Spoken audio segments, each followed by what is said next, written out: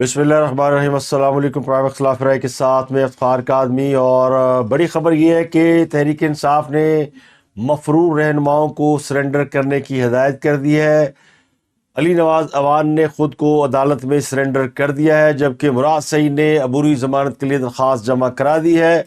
और पीटीआई के बहुत से अहम रहनुमा अब मंजर आम पर आने के लिए तैयार हो चुके हैं। और उसकी बड़ी वजह यह है कि जिन लोगों ने कागजात नामजदगी जमा कराए हैं उन पर एलिगेशन ये कि अदालतों से इश्तिहारी हैं, मफरूर हैं।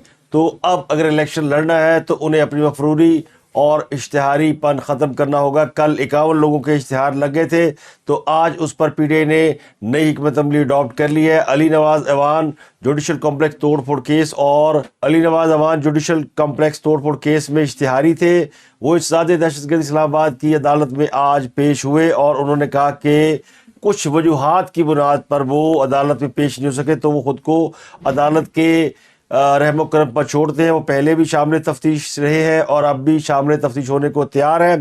दरख्वास्त में कहा गया कि दरख्वास्त गुजार ज़मानती मुचलके जमा कराने के लिए तैयार है, तो 50,000 रुपये के मुचलकों के एवज़ अली नवाज अवान की ज़मानत मंजूर कर ली गई है।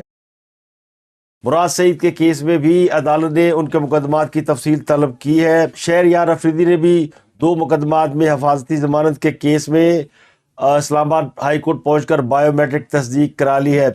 और अदालत ने दरख्वास्तों पर कल तक एतराज़ दूर करने की हिदायत कर दी है। तो पीटीआई के रहनुमा आहिस्ता आहिस्ता अब मंजर आम पर आने को तैयार हैं। इसके अलावा बड़ी खबर ये है कि इंसदादी दहशतगर्दी अदालत लाहौर की जज जो कि 9 मई के मुकदमात की समाअत कर रही थी, उनकी ट्रांसफ़र हो गई है। 9 मई के केस की समाअत करने वाली जज उबैर गुल अबहर गुल समेत 6 जजों के तबादले कर दिए गए हैं। इनमें जो अबहर गुल है, इनका बैंकिंग कोर्ट तबादला किया गया है। और इनके अलावा एडिशनल सेशन जज मोहम्मद नवीद इकबाल को लाहौर की इंसदादी दहशतगर्दी की खसूसी अदालत का जज तैनात कर दिया गया है। डिस्ट्रिक्ट एंड सेशन जज इजाज़ अहमद भुट्टो को सरगोदा में ATC और डिस्ट्रिक्ट एंड सेशन जज सफदर अली भट्टी को एंटी करप्शन लाहौर की खसूसी अदालत में तैनात कर दिया गया है, जबकि डिस्ट्रिक्ट एंड सेशन जज अरशद महमूद को पंजाब लेबर कोर्ट साहिवाल तैनात कर दिया गया है। लेकिन आज की जो सबसे बड़ी और अहम खबर है वो सुप्रीम कोर्ट में जारी मुकदमात के हवाले से। सबसे अहम मुकदमा ताहयात नहली केस का था, जिसमें नवाज शरीफ और जहांगीर तरीन समेत कई अफराद जो कि 62(1)F के तहत नाइल करार दिए गए हैं, उनके मुस्तकबिल के बारे में सुप्रीम कोर्ट में केस की समाअत हुई। अब इस केस का फैसला जुमेरात को सुनाया जाएगा। जुमेरात को इस केस की बाकी माना समाअत होगी। इस केस के दौरान बहुत ही अहम चीज़ें सामने आई जो आपके साथ शेयर करेंगे। इसके अलावा लापता अफराद केस भी अदालत ने उसको भी सुना है और उस केस में भी बड़े अहम सवाल आए हैं और सुप्रीम कोर्ट ने कुछ अहम सवालात उठाए हैं। साफ़ी इमरान रियाज के हवाले से भी सुप्रीम कोर्ट ने रिमार्क्स दिया, जिस पर एक हंगामा बरपा है। इसके अलावा पेशावर हाई कोर्ट में पेशावर हाई कोर्ट के ही एक जज के फैसले के खिलाफ इलेक्शन कमीशन की दरख्वास्त पर समाअत हुई। और दरख्वास्त गुजार इलेक्शन कमीशन था, जिसका मौक़िफ़ ये था कि पीटीआई के इंट्रा पार्टी इलेक्शन को इलेक्शन कमीशन ने कालअदम करार दिया था और बल्ले का निशान वापस लेने का फैसला किया था, जिसे पेशावर हाई कोर्ट ने कालअदम करार दिया। तो इस फैसले को अब वापस लिया जाए, यानी जो फैसला पेशावर हाई कोर्ट ने किया उसे मुअत्तल करार दिया जाए। इस पर जज साहब ने कहा कि वो फैसला करने से कासर है, क्योंकि ये मामला डिविजनल बेंच को सुनना है और डिविजनल बेंच 9 जनवरी को बैठेगा। लेकिन इलेक्शन कमीशन ने दरख्वास्त की कि फैसला जो है वो 9 जनवरी को जब डिविजनल बेंच बैठेगा उस वक्त ही आना चाहिए। लेकिन फ़िलहाल इस फैसले को मुअत्तल कर दे, जो कि पेशावर हाई कोर्ट के सिंगल रुकनी बेंच ने दिया है। तो इसको कंसिडर करने के लिए कल पेशावर हाई कोर्ट दोबारा इस केस की समाअत करेगी और ये देखेगी क्या पेशावर हाई कोर्ट को फैसला सस्टेन करना है या उसे भी सस्पेंड करना है। इसके अलावा बैरिस्टर गौहर पीटीआई के चेयरमैन हैं, उन्होंने आज एक नया ऐलान किया है। कल उन्होंने पीटीआई के निशान से दस्तबरदारी का ऐलान कर दिया था। आज उन्होंने एक और अहम ऐलान किया है कि अगर हमें तहरीक इंसाफ की अंडर 19 टीम के साथ भी उतरना पड़े तो उतरेंगे, लेकिन इलेक्शन ज़रूर लड़ेंगे।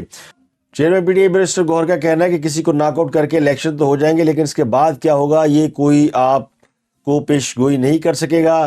तो अब उन्होंने धमकी दी है या उन्होंने इसके अलावा गिरफ्तारियां भी हो रही हैं اور کچھ مقدمات بھی چل رہے ہیں۔ علی زیدی اور خلیم عادل شیخ پر کراچی کی ایک عدالت میں فرد جرم عائد کر دی گئی ہے۔ الزام یہ کہ انہوں نے حسان نیازی جو کہ عمران خان کے بھانجے ہیں ان کو سٹی کورٹ کے ہاتھے سے فرار کرانے میں مدد دی۔ ایک پرانا کیس ہے جس میں آج فرد جرم عائد کی گئی ہے۔ نعیم پجوتا جو کہ عمران خان کے ترجمان ہیں، ان کے کاغذات نامزدگی بھی مسترد ہو چکے ہیں، تو وہ بھی بیچارے رل گئے ہیں۔ لیکن وکیلوں کا ایشو یہ ہے کہ انہیں اندازہ ہے کہ الیکشن اگر ہو گئے تو 10-20 سیٹیں انہیں عمران خان کے نام پہ مل سکتی ہیں، تو کیوں نہ وہ سیٹیں پکڑیں، الیکشن چاہے وہ جیتے یا ہارے۔ اس لیے پی ٹی اے کے جو وکلا ہے وہ اس بات پر انسسٹ کر رہے ہیں کہ الیکشن ضرور لڑا جائے گا۔ تو اب پی ٹی اے کے وکلا اور پی ٹی اے کے اشتہاری اور مفرور ملزمان اگر منظر عام پر آ جاتے ہیں تو پی ٹی اے کے لیے الیکشن تگڑا ہو سکتا ہے، لیکن اس سے پہلے ضروری یہ ہے کہ عدالتیں ان تمام مفرور یا اشتہاری ملزمان کو عبوری ضمانتیں دے دے جو کہ بھاگے ہوئے یا مفرور ہیں، تو یہ بھی ایک مشروط معاملہ ہے۔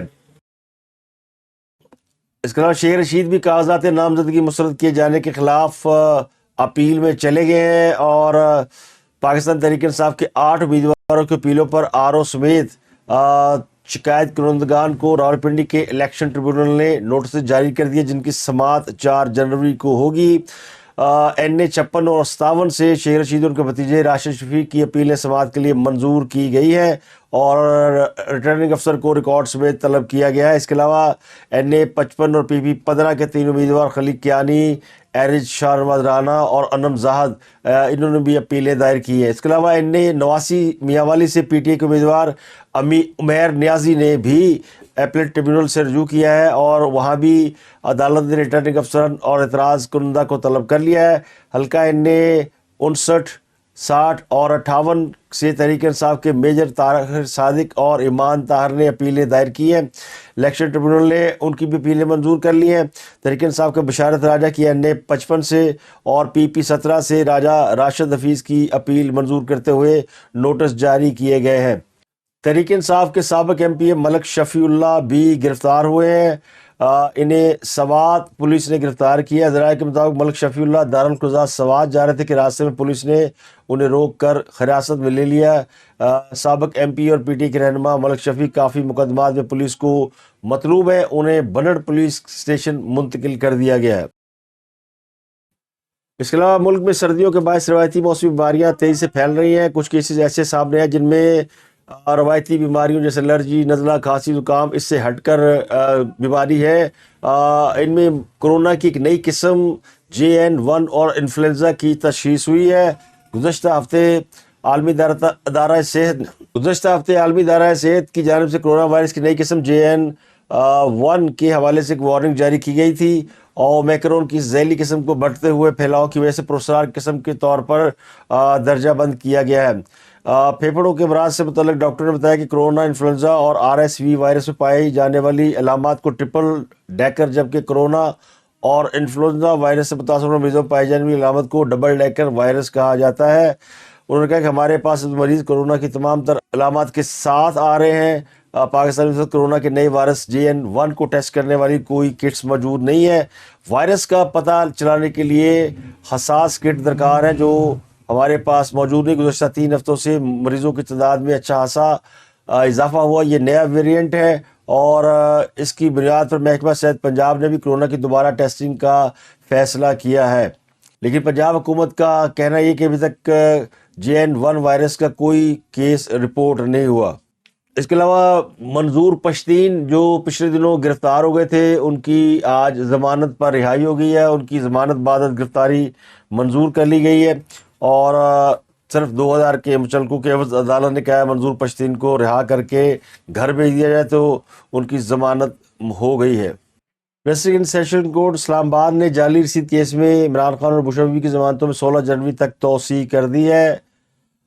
دونوں کے خلاف جعلی رسید کیس میں ضمانت کی درخواستوں پر ڈیوٹی جج ارشد نے سماعت کی، اور عدالت نے بشرا بی بی کو حاضری لگا کر جانے کی اجازت دے دی، اور اس موقع پر استغاثہ سے کوئی بھی عدالت میں پیش نہ ہو سکا، اور بانی PTI کو عدالت میں پیش کرنے سے متعلق رپورٹ بھی عدالت میں جمع نہیں کرائی گئی۔ تو عدالت نے دونوں کی اس مقدمے میں 16 جنوری تک توسیع کر دی۔ تو سپریم کورٹ میں آرٹیکل 62(1)(f) کے تحت سیاستدانوں کی تاحیہ نااہلی سے متعلق کیس میں عدالت نے سوال اٹھایا کہ کسی شخص کو اگر ایک بار سزا دی گئی تو بات ختم کیوں نہیں ہو جاتی؟ یہ کیسے ہو سکتا ہے کہ سزا کے بعد وہ الیکشن نہ لڑ سکے؟ 7 رکنی لارجر بینچ نے کیس کی سماعت کی، جس میں جسٹس منصور علی شاہ، جسٹس یحییٰ فریدی، جسٹس معین الخان، جسٹس جمال مندوخیل، جسٹس محمد علی مظہر اور جسٹس مسرت حلالی بھی شامل ہیں۔ یہ کیس براہ راست جو ہے وہ تمام ٹیلی ویژن چینلوں پہ یا میڈیا پہ دکھایا گیا۔ اس کیس میں جو امپورٹنٹ معاملہ ہے وہ ہے نواز شریف کی نااہلی کے حوالے سے، اور سپریم کورٹ کے ریمارکس اور رجحان سے یہ لگتا ہے کہ سپریم کورٹ یہ جو فیصلہ پارلیمنٹ نے کیا ہے وہ مقدم ہے، اور پارلیمنٹ کے فیصلے کو ہی جو ہے وہ عدالت جو ہے وہ یعنی ترجیح دینا چاہتی ہے۔ سماعت کے آغاز پر ہی چیف جسٹس نے پوچھا کہ اٹارنی جنرل سے کہ آپ کا موقف کیا ہے، کہ آپ الیکشن ایکٹ پر چلنا چاہتے ہیں سپریم کورٹ کے فیصلے پر؟ اٹارنی جنرل نے کہا کہ عدالت سے درخواست ہے کہ تاحیہ نااہلی کے فیصلے کا دوبارہ جائزہ لے، جبکہ الیکشن ایکٹ کی تائید کروں گا کیونکہ یہ وفاق کا بنایا ہوا قانون ہے۔ اٹارنی جنرل نے کہا کہ آرٹیکل 62(1)(f) کے تحت تاحیہ نااہلی کی تشریح کے فیصلے کا دوبارہ جائزہ لیا جائے۔ تو چیف جسٹس نے سوال کیا کہ کیا الیکشن ایکٹ کی ترمیم کو کسی نے چیلنج کیا؟ تمام ایڈوکیٹ جنرل اٹارنی جنرل کے موقف کی تائید کرتے ہیں یا مخالفت؟ تو چیف جسٹس کے پوچھنے پر تمام ایڈوکیٹ جنرل نے الیکشن ایکٹ میں ترمیم کی اٹارنی جنرل کے موقف کی تائید کی۔ اس کے بعد انہوں نے پوچھا کہ آرٹیکل 62 اور 63 میں کیا فرق ہے؟ آرٹیکل 62 ممبران کی اہلیت جبکہ 63 نااہلی سے متعلق ہے۔ آرٹیکل 62 میں نااہلی کی مدت درج نہیں تھی بلکہ یہ عدالت نے دی۔ اٹارنی جنرل نے کہا کہ جب تک عدالتی فیصلے موجود ہے تاحیہ نااہلی کی ڈکلیریشن اپنی جگہ قائم ہے۔ چیف جسٹس نے کہا کہ اس کیس سے تاثر نہ لیا جائے کہ عدالت کسی مخصوص جماعت کی حمایت کر رہی ہے، یہ ایک آئینی مسئلہ ہے، اس کو ایک ہی بار حل کرنے جا رہے ہیں۔ کوشش ہوگی 4 جنوری کو کیس کی سماعت مکمل کریں اور مشاورت کے بعد عدالتی معاون بھی مقرر کر سکتے ہیں۔ تو تاحیہ نااہلی کیس کی سماعت عدالت نے 4 جنوری دن 11 بجے تک ملتوی کر دی ہے، یعنی جمعرات کو اس کیس کے اوپر اب عدالت دوبارہ بیٹھے گی اور اس کے بارے میں فیصلہ سنائے گی۔ تو کیس کی سماعت کے دوران چیف جسٹس نے ایک موقع پر ریمارکس دیے کہ اگر 2002 میں قائد اعظم ہوتے تو وہ بھی نااہل ہوتے۔ اس کیس میں جہانگیر ترین کے وکیل مخدوم علی خان بھی عدالت میں پیش ہوئے اور انہوں نے بتایا کہ آرٹیکل 62(1)(f) کے تحت نااہلی کی مدت 5 سال مقرر کرنے کے وہ حق میں ہیں۔ چیف جسٹس نے ریمارکس دیے کہ جس فوجی آمر نے 1985 میں آئین کو روندا اسی نے آرٹیکل 62 اور 63 کو آئین میں شامل کیا۔ جسٹس منصور علی شاہ نے کہا کہ سوال یہ بھی ہے کہ 18ویں ترمیم میں آرٹیکل 62 اور 63 پر مہر لگائی۔ چیف جسٹس نے کہا کہ ایک مارشل لا ایڈمنسٹریٹر کیسے آئین میں اہلیت کا معیار مقرر کر سکتا ہے؟ جسٹس محمد علی مظہر نے کہا کہ سپریم کورٹ صرف صوبوں کے مابین تنازعات پر ڈکلیریٹو فیصلہ دے سکتی ہے۔ درخواست گزار سنا اللہ بلوچ نے کہا کہ 50 سال سے قانون میں اراکین کی اہلیت کا معیار طے ہے۔ چیف جسٹس نے ریمارکس دی کہ پھر اس سے پہلے کوئی 62(1)(f) کے تحت نااہل کیوں نہ ہوا؟ جسٹس منصور علی شاہ نے کہا کہ جھوٹ بولنے پر سزا تا حیات ہے، قتل یا غداری پر سزا محدود ہے، قتل یا غداری پر سزا محدود ہے اور وہ بھی الیکشن لڑ سکتا ہے، یہ بات سمجھ سے بالاتر ہے۔ چیف جسٹس نے وکیل سے مکالمہ کرتے ہوئے کہا کہ آپ کیوں نااہل ہوئے؟ مخدوم علی خان نے جواب دیا کہ مس ڈکلیریشن کے سبب نااہلی ہوئی۔ سپریم کورٹ نے پاناما کیس کا پہلے مرحلے میں جو فیصلہ دیا اسے دوسرے مرحلے میں بغیر وجہ بتائے تبدیل کر دیا۔ جیسے منصور علی شاہ نے استفسار کیا کہ ایک شخص کو ایک بار سزا مل گئی تو بات ختم کیوں نہیں ہو جاتی؟ ایسے کیسے ہو سکتا ہے کہ سزا کاٹ لینے کے بعد بھی کبھی بھی انتخاب نہ لڑ سکے؟ آئین میں ہر سزا کی مدت ہے تو نااہلی تاحیات کیسے ہو گئی؟ چیف جسٹس نے مخدوم علی خان کو روسٹر پر بلایا جنہوں نے یہ بتایا کہ آرٹیکل 62 آئین پاکستان 1973 میں سادہ تھا۔ آرٹیکل 62 میں اضافی شکیں صدارتی آرڈر 1985 سے شامل ہوئی۔ چیف جسٹس نے کہا کہ یعنی ضیاء نے یہ کردار سے متعلق شکیں شامل کرائی۔ کیا ضیاء اللہ کا اپنا کردار اچھا تھا؟ ستم ظریفی یہ ہے کہ آئین کے تحفظ کی قسم کھا کر خود آئین توڑ دیں اور پھر یہ ترمیم کر دیں۔ جہانگیر ترین کے وکیل نے کہا کہ 62(1)(f) کے تحت نااہلی کی مدت تا حیات مقرر کرنے والے جج نے فیصل واڈا کیس میں اپنی رائے بدل لی، تو عدالت نے اس کیس کی سماعت جمعرات تک کے لیے ملتوی کر دی۔ اس کے علاوہ سپریم کورٹ نے پی ٹی آئی کی لیول پلینگ فیلڈ کی درخواست پر تحریری فیصلہ جاری کر دیا ہے، جس میں کہا گیا کہ انتخابی پروگرام میں خلل ڈالے بغیر الیکشن کمیشن شکایات دور کرے، دیانتداری سے الیکشن کرانا الیکشن کمیشن کی ذمہ داری ہے آزادانہ اور منصفانہ انتخابات کا انعقاد نتائج سے زیادہ اہم ہے۔ انتخابات جمہوری اصولوں کے مطابق کرائے جائیں جو اثر و رسوخ اور جبر سے پاک ہوں اور تمام جماعتوں کو مساوی مواقع دیے جائیں۔ فیصلے میں یہ کہا گیا ہے کہ الیکشن کمیشن جمہوری عمل میں اہم کردار ادا کرتا ہے۔ آئین کے آرٹیکل 220 کے تحت تمام ایگزیکٹو اتھارٹیز الیکشن کمیشن کی معاونت کے پابند ہیں۔ انتخابات جمہوری اصولوں کے مطابق کرائے جائیں اور جمہوریت کامیابی کے لیے ووٹر کا انتخابی عمل پر اعتماد ہونا چاہیے۔ لیکن جو سب سے اہم کیس تھا وہ لاپتہ افراد کا کیس تھا۔ اس کیس میں جسٹس قاضی فائسہ نے وکیل شعیب شاہین کے دلائل پر یہ ریمارکس دیے کہ آپ معاملے کو سیاسی بنانا چاہتے ہیں تو اس کا یہ فورم نہیں ہے۔ 3 رکنی بینچ جس میں جسٹس قاضی فائسہ، جسٹس محمد علی مدر اور جسٹس مسرت حلالی، ان تینوں نے لاپتہ افراد اور جبری گمشدگیوں کے خلاف کیس کی سماعت کی۔ اعتزاز احسن کے وکیل شعیب شاہین روسٹرم پر آئے تو چیف جسٹس نے کہا کہ آپ تو اعتزاز احسن کے وکیل نہیں ہیں، جس پر شعیب شاہین نے بتایا کہ لطیف کھوسہ کا بیٹا گرفتار ہے تو مجھے وکالت نامہ دیا گیا ہے، ہماری درخواست پر اعتراضات عائد کیے گئے ہیں۔ حالانکہ لطیف کھوسہ صاحب کے صاحبزادے خرم لطیف کھوسہ کل رات کو ہی رہا کر دیے گئے تھے، لیکن آج وہ عدالت میں پھر پیش نہیں ہوئے اور شعیب شاہین کو آگے کر دیا۔ تو چیف جسٹس آف پاکستان نے ریمارکس یہ کہ اعتراضات کو خارج کر کے درخواستیں سن رہے ہیں کیونکہ یہ مفاد عامہ کا کیس ہے۔ میری غیر موجودگی میں جو کچھ ہوا میں نے واپس آتا ہی درخواستیں سماعت کے لیے مقرر کر دی ہیں۔ اعتزاز احسن نے درخواست میں کن تحفظات کا اظہار کیا ہے؟ شعیب شاہین نے کہا کہ لوگوں کی گمشدگی اور پھر ایک طرح سے نمودار ہونے کا نقطہ اٹھایا گیا ہے۔ عدالت نے سوال کیا کہ آپ کیا چاہتے ہیں ہم کیا کریں، اپنی استدعا بتائیں۔ وکیل نے کہا لاپتہ افراد کمیشن اپنا کام نہیں کر سکا اور نہ کر سکتا ہے۔ تو چیف جسٹس نے پوچھا کہ یہ کمیشن کب کا ہے، تب کس کی حکومت تھی؟ 2011 میں پیپل پارٹی کی حکومت کے دوران کمیشن بنا۔ چیف جسٹس نے ریمارکس دیے کہ اعتزاز احسن کیا اپنی ہی حکومت کا نوٹیفکیشن معطل کرنا چاہتے ہیں؟ شعیب شاہین نے کہا کہ کمیشن کی اپنی رپورٹ کے مطابق 2200 لوگ لاپتہ ہیں۔ میاں محمد علی مظہر نے ریمارکس دیے کہ رپورٹ میں یہ بھی لکھا کہ کتنے لوگ بازیاب ہوئے۔ چیف جسٹس نے ریمارکس دیے کہ اعتزاز احسن خود پیپل پارٹی کے وزیر رہے، جس پر شعیب شاہین نے کہا جب یہ کمیشن بنا شاید وہ وزیر نہیں تھے۔ چیف جسٹس نے سوال کیا اعتزاز احسن کیا اس وقت بھی پیپل پارٹی میں ہیں؟ شعیب شاہین نے کہا کہ جی وہ پیپل پارٹی میں ہیں۔ شعیب شاہین نے شیر رشید، صداقت عباسی اور دیگر کی گمشدگیوں کا معاملہ بھی اٹھایا۔ چیف جسٹس نے ریمارکس یہ سب لوگ ہمارے سامنے درخواست گزار بنے ہیں، کیا یہ سب لوگ خود اپنے وسائل نہیں رکھتے کہ عدالت آ سکیں؟ آپ اس معاملے کو سیاسی بنانا چاہتے ہیں تو یہ فورم نہیں ہے۔ جو شخص دھرنا کیس میں نظر ثانی لا سکتا ہے کیا اپنا کیس نہیں لگا سکتا؟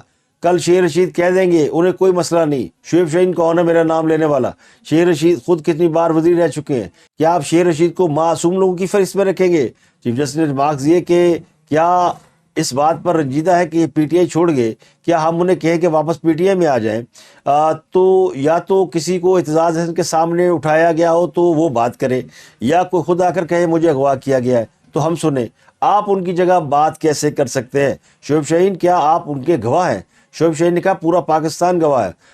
چیف جسٹس نے کہا کہ آپ ایسے ڈائلاگ نہ بولیں، آپ نے صرف ایک پارٹی کے لوگوں کا ذکر کیا، یہ سب ہماری پارٹی چھوڑ گئے، اس کا ہمارے پاس کوئی حل نہیں ہے، ہم اس معاملے کو بہت سنجیدہ لینا چاہتے ہیں۔ شعیب شاہین نے کہا بلوچ لاپتہ افراد کا معاملہ بھی ہم نے درخواست میں اٹھایا ہے۔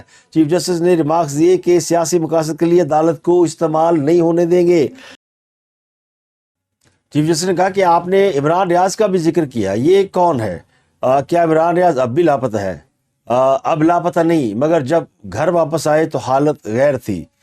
کیا عمران ریاض اثر و رسوخ والے نہیں؟ کیا مطیع اللہ جان اغوا نہیں ہوئے تھے؟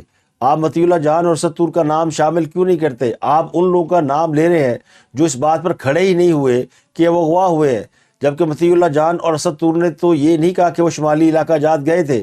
شعیب شاہین نے کہا کہ میں مطیع اللہ جان کے کیس میں پیش ہوا تھا۔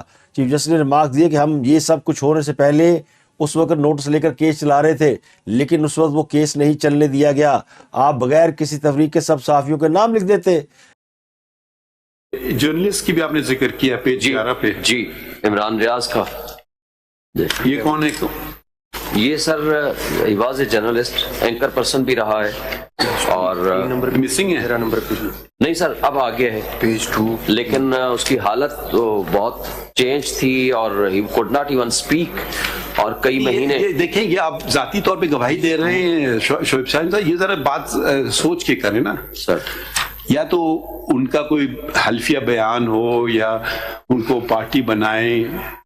انہوں نے کہا کیا کہ یہ عمران ریاض صاحب نے کہ مجھے کس نے اٹھایا ہے؟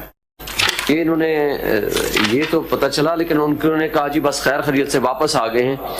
آپ ان لوگوں کے نام لے رہے ہیں جو کہ آ کر کے کھڑے ہو کر یہ نہیں کہہ رہے ہیں کہ مجھے فلاں نے اٹھایا ہے، یہ غلط طریقے سے اٹھایا ہے. مگر اب وہ دو جرنلسٹ جو اپنی بات پہ کھڑے ہوئے ہیں، وہ تو عمران ریاض بھی کھڑا ہے سر. نہیں وہ نہیں، آپ نے کہا کہ اس نے کہا کہ جی میں واپس آ گیا بس، لیکن اس کے بعد تو اس کی حالت ہی نہیں تھی نا سر. سن تو لینا سر. تو جو دو جرنلسٹ جن کے نام آپ نے پھر ریلکٹنٹلی لے لیے ہیں عدالت میں، وہ تو یہ نہیں کہہ سن تو لیں، وہ یہ نہیں کہہ رہے ہیں کہ میں ناردرن ایریاز گیا ہوا تھا یا مجھے کسی نے آ کے گھر میں پٹائی نہیں کی. وہ تو اپنی بات پہ قائم ہے نا. اس وقت تو آپ نے کوئی بات نہیں کی، آپ کھڑے ہو کے نہیں آئے مطیع اللہ جان کے ساتھ یا اسد علی طور کے ساتھ کہ جی کیوں نہیں کھڑے ہوئے ان لوگوں. میں تو اس وقت دیکھیے اگر ایک ظلم کو آپ نظر انداز کریں گے نا تو پھر اور ہوتے جائیں گے. چیف جسٹس نے کہا کہ ہم نگران حکومت کو صرف ان کے دور میں گم ہونے والے لوگوں کا ذمہ دار ٹھہرا سکتے ہیں. ہم لاپتہ افراد کے مسئلے کو ہمیشہ کے لیے حل کرنا چاہتے ہیں. لاپتہ افراد میں کئی لوگ ایسے بھی آ جاتے ہیں جو جہادی تنظیموں کے ساتھ چلے جاتے ہیں. یہ بھی دنیا میں کہیں نہیں ہوتا کہ تنظیمیں جوائن کر لو. آپ کو پتہ ہے لوگ قتل ہوتے ہیں، جج قتل ہوتے ہیں. آپ کو پتہ ہے 2 عدالتوں کے چیف جسٹس رہنے والے نور محمد مسکان زئی کو قتل کر دیا گیا. تو یہ انتہائی امپورٹنٹ کیس تھا جس میں عدالت نے اس کیس کے یعنی کہتے نا اس کو کھول کے رکھ دیا. تو کوئی مانے یا نہ مانے مگر لگتا یہ کہ ریاست نے لاپتہ افراد کے معاملے میں ایک پوزیشن لے رکھی ہے اور اس پوزیشن کو سبھی انڈوز کر رہے ہیں. کل وزیر اعظم انوار الحق کاکڑ نے بھی لاہور میں گفتگو کی اور بڑے واضح انداز میں انہوں نے کہا کہ کسی کو اس بات پر اعتراض نہیں ہے کہ وہ لوگ احتجاج کرتے ہیں یا پروٹیسٹ کرتے ہیں، لیکن جو لوگ بلوچستان میں قتل ہوتے ہیں یا قتل کر دیے جاتے ہیں یا قتل کرنے والوں میں شامل ہوتے ہیں ان کے خلاف آواز کوئی کیوں نہیں اٹھاتا. تو انہوں نے کہا کہ ایک ہی دفعہ یہ طے کر لیا جائے کہ آپ ان کے ساتھ ہے یا ریاست کے ساتھ ہے. تو اس بات کو بھی میڈیا کے اندر بہت سے لوگ جو ہے وہ دھمکی کے طور پر رجسٹر کرانے کی کوشش کر رہے ہیں. پچھلے دنوں جو بلوچ حقوق کی خاتون رہنما ہے مہارنگ بلوچ، وہ اسلام آباد میں انہوں نے دھرنا دیا ہوا تھا. ان کے دھرنے کے اوپر پولیس نے آفینس کیا، لاٹھی چارج کیا، انہیں وہاں سے ہٹایا. پورے ملک میں ایک شور مچا اور بہت سے صحافی، بہت ساری تنظیمیں بلوچوں کے حقوق پر آواز بلند کرتے ہوئے دکھائی دیے. لیکن اس پر جو ہے ریاست نے واضح اور 2 ٹوک الفاظ میں یہ کہہ دیا ہے کہ جو لوگ ریاست کے خلاف کسی بھی قسم کی کارروائی میں انوالو ہیں ان کے ساتھ کوئی روح رعایت نہیں ہو سکتی. بلوچستان میں انسرجنسی ہے، علیحدگی پسند تنظیمیں ہیں، قتل عام ہو رہا ہے. آج بھی جنوبی وزیرستان میں 6 پنجابیوں کو قتل کر دیا گیا. حجام کی ایک دکان چلاتے تھے بڑے عرصے سے، لیکن ان کا جرم پنجابی ہونا تھا. تو اس طرح کی چیزیں بھی دہشت گردی کے زمرے میں آتی ہیں. جب اس قسم کے واقعات ہوتے ہیں تو پھر یہ بلوچ حقوق تنظیمیں اور یہ باقی کی انسانی حقوق کی تنظیمیں یہ کہاں سو جاتی ہیں، یہ آواز کیوں نہیں بلند کرتی؟ تو ریاست کے سینے میں جو درد ہے وہ اب آہستہ آہستہ باہر آتا جا رہا ہے. یعنی بہت سے معاملات میں مجھے لگتا ہے کہ ریاست بڑے عرصے سے خاموش ہے اور شاید اس کی وجہ یہی ہے کہ ریاست چاہتی ہے کہ کسی کو بھی اس بات کا موقع نہ ملے کہ وہ یہ دعویٰ کر سکے کہ اس کے ساتھ کوئی زیادتی ہو رہی ہے. تو بہت سے معاملات پر خاموشی بھی اختیار کر لی جاتی ہے. لیکن اب اس کو میرا خیال ہے کوئی بھی ٹالریٹ نہیں کرے گا. نہ عدالتیں کر رہی ہے، نہ فوج کر رہی ہے، اور نہ ہی پاکستان کی جو ریاست یا انتظامیہ یا حکومت وہ کرنے کو تیار ہے. تو یہ ایک پوری سینیریو جو سامنے آ رہا ہے. الیکشن اپنے وقت پہ ہوں گے نہیں ہوں گے، ان کے معاملات اپنی جگہ پر ہیں، ان پہ کویسچن مارک اپنی جگہ پر ہے، ملک میں لا اینڈ آرڈر کا معاملہ اپنی جگہ پہ ہے. لیکن جو اس وقت ریاست کی جو پالیسی یا پوزیشن ہے وہ اگر آپ مد نظر رکھیں تو آپ کو نظر آئے گا کہ لاپتہ افراد کے معاملے میں جو شور ہے وہ شور اس لیے ہے کہ بہت سے سیاسی لوگ جو ہے وہ مفرور ہیں یا بھاگے ہوئے ہیں تو وہ بھی اپنے آپ کو اسی قطار میں کھڑا کرنے کی کوشش کر رہے ہیں، جس میں وہ لوگ بھی شامل ہیں جو کہ جن کا تعلق ایکچولی دہشت گردانہ سرگرمیوں سے ہے، اور وہ پاکستان کے اوپر لیبل کرنے کی کوشش کر رہے ہیں کہ پاکستان میں انسانی حقوق کی خلاف ورزیاں ہو رہی ہیں اور لوگ اس کا نشانہ بن رہے ہیں۔ تو پاکستان کی ریاست کو جو بدنام کرنے کی سازش ہے، اس کا حصہ بننے والوں کو ریاست نے ٹالریٹ نہ کرنے کا فیصلہ کیا، زیرو ٹالرنس ہے اس حوالے سے۔ تو اب وہ لوگ جو کہ ریاست کے اس نیریٹو کے خلاف جانے کی کوشش کریں گے، یقینی طور پر وہ ان کو ریاست جو ہے وہ اپنے مخالفین میں تصور کرے گی۔ تو اس پر آپ کی اپنی رائے کیا ہے وہ ضرور آپ مجھے فیڈ بیک میں دیجیے گا، کیونکہ یہ بڑا نازک اور حساس مسئلہ ہے، اور یہ ڈیبیٹ کا موضوع بنانے سے لوگ ہچکچاتے ہیں، لیکن میرا خیال ہے اب اس کو ڈیبیٹ کا موضوع بن جانا چاہیے کہ ہمیں کیا کرنا ہے اور کیا نہیں کرنا۔ ریاست تو ڈیسائیڈ کر چکی ہے، اب معاملہ ہے پاکستان کے میڈیا اور پاکستان کے سیاستدانوں کو کہ ان کی کیا ڈائریکشن ہے۔ اب تک کے لیے اتنا ہی، آپ سے ملاقات ہوگی اگلے ولاگ میں۔ اپنا گردن واگلوں بہت خیال رکھیے۔